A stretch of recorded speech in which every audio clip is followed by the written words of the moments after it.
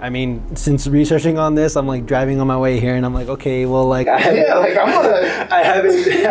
checked. That's all I've been thinking about this whole time. Like everybody's like trying not to do it. Hi, my name is Jonathan Gonzalez from Nirvana Healthcare Management, and today I'm headed to the place where men have those passionate and deep conversations, the barbershop. Today we're going to be discussing breast cancer in men. How prevalent is it in men? Is it preventable? Are you at a risk for breast cancer? All that and more, so stay tuned.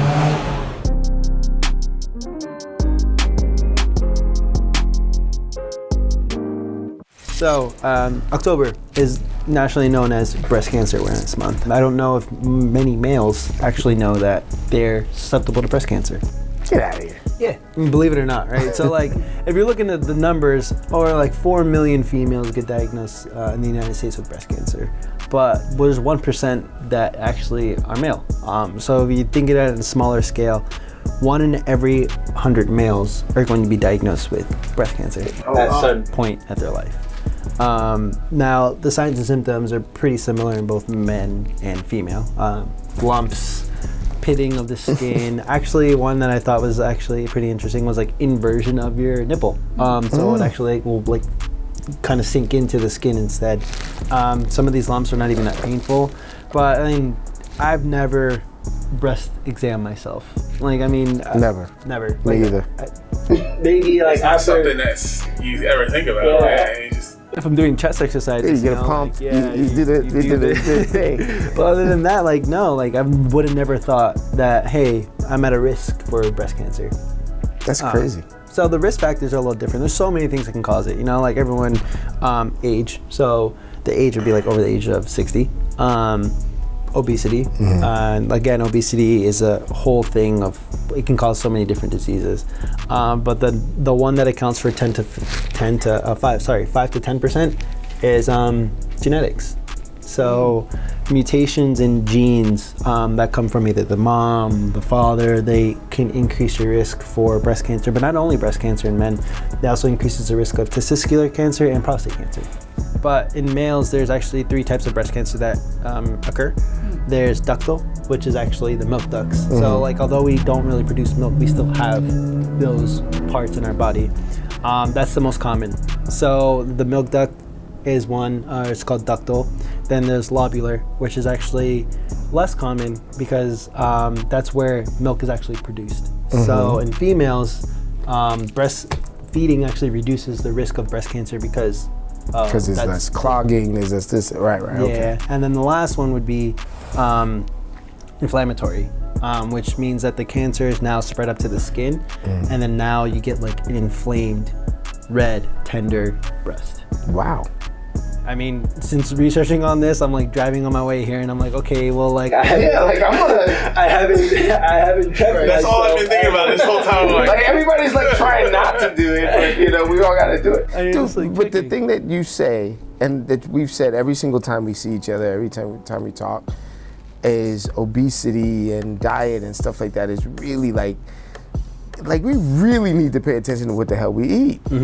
And it's there's actually a video, like it was just like one of those memes online, and then they're like, oh well, it's like, well, what do you think is like the biggest scam? But it's still like normalized now, and it's that education. But the fact that our healthcare system here is kind of on a for-profit basis, and the foods and natural remedies that have been used for centuries across different countries is now being pretty much contaminated. Just erased, yeah. It's just like, okay, like the foods that we eat is not the same food that we were eating 50, 60, 70 years ago. We're adding all these chemicals. steroids and everything. There was this one doctor that said, or I don't know, he calls himself the doctor, I don't know. He says that what you used to be able to pull out of a single banana, like you used to, like let's say you have to have like 4,000 units of potassium or something like that a day. You used to be able to pull that out of a single banana. Now, because of the way that they farm, not even chemicals that they put in, but they just use the land so much that there's no nutrients in the land. Like you've got to eat like a bunch of bananas to get the same nutrition that you would have gotten from one. So like this basic knowledge of like your body will definitely help preventing any diseases, preventing illnesses, preventing virus infections. I know we sit here and we talk about a lot of things, mental health, physical health, but all of this can be, attributed just to the fact that if I knew my body and if I knew what was happening, I could prevent all of this stuff. Yeah. And we talk about prevention is key for all of this.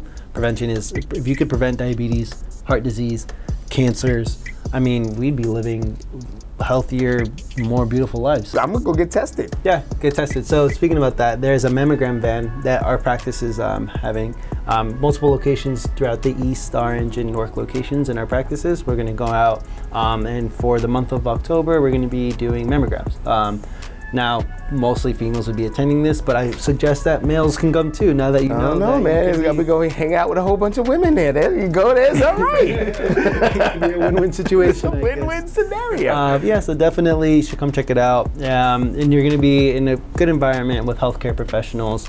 Don't feel shy to ask questions. Don't feel shy to go ahead and get checked out, because 1 in 100 men do end up getting breast cancer, and that would suck if you were that one person who could have prevented it and could have stopped it early, right? What do you have to lose, right? Nothing. So, I mean, just check out our website. We should have all the dates available, all the specific locations.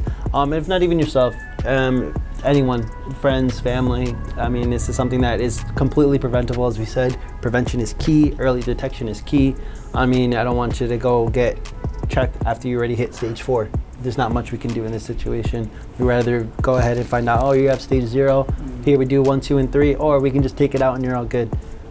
So early detection, education, prevention, I think those are the 3 main focuses of any disease state, honestly, not only just breast cancer, but definitely.